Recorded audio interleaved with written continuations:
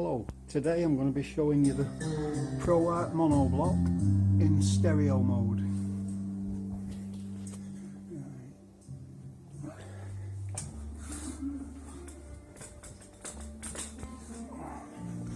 Right, here we go. Right, now your source goes in as normal, as stereo. Now under here, make sure you're in stereo mode and not mono. And if you've got small speakers which don't deliver a lot of bass, there's your low cut right there. And there's your Proart mono block in stereo mode.